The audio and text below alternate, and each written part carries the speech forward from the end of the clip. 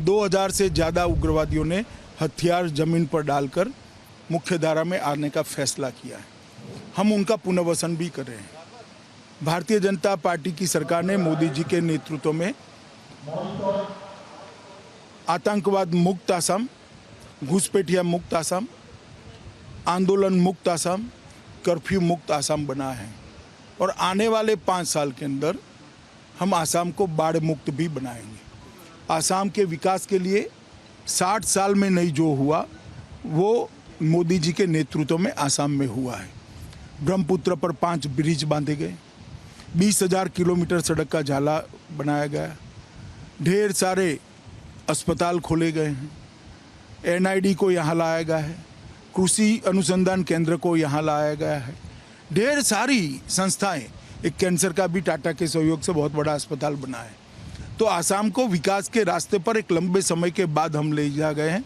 ये 5 साल ऐसे गए हैं जहाँ 7-8 दिन से ज़्यादा कर्फ्यू नहीं रहा है। तो मैं मानता हूँ ये भारतीय जनता पार्टी की बहुत बड़ी उपलब्धि है। आसाम के गौरव के लिए भूपेन हजारिका जी को भारत रत्न देने का काम भी भारतीय जनता पार्टी की सरकार ने किया। काजीरंगा के जंगलों और शंकर देव के जन्मस्थान को, कर्मस्थान को हमने घुसपैठियों से, अतिक्रमण से मुक्त कराने का काम किया है।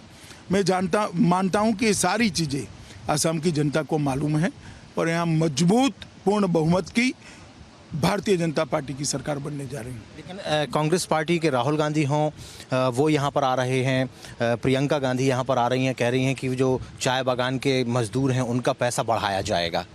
उस पर क्या कहना चाहिए? कांग्रेस के शासन में जो चाय बागान के मजदूरों का पैसा था उससे 2.5 गुना करने का काम हमने 5 साल में किया है।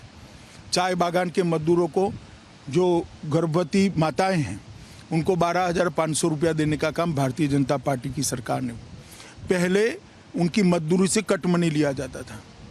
भारतीय जनता पार्टी की सरकार ने सीधा उनके बैंक अकाउंट में उनकी मजदूरी पहुंचे ऐसे 7.5 लाख अकाउंट खोले हैं।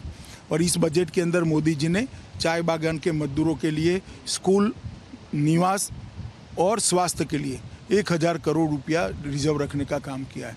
तो मैं मानता हूँ चाय बागान के श्रमिक भाई जानते हैं कि उनके लिए कौन सी पार्टी काम कर रही है।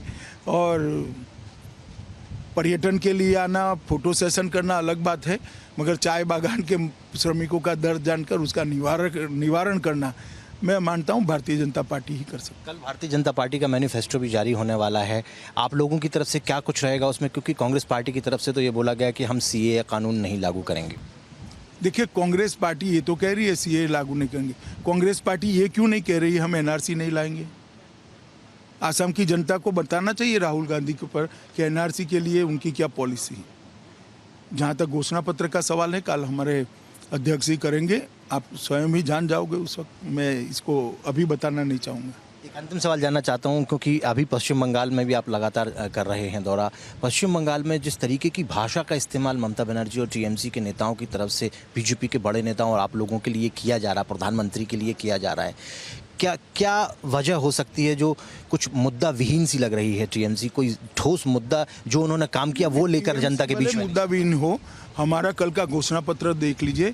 हमने सोनार बांग्ला के निर्माण का पूरा रोड मैप बंगाल की जनता के सामने रखा है और मैं मानता हूं कि बंगाल की जनता इसको स्वीकार करेगी और हमें मैंडेट मिलेगा। एक मजबूत 200 सीटों के साथ भारतीय जनता पार्टी की सरकार बनेगी। आसाम में कितनी सीटें आपको लग रहा है? 100+ का इस बार हम हमारी टैली को बढ़ाएंगे।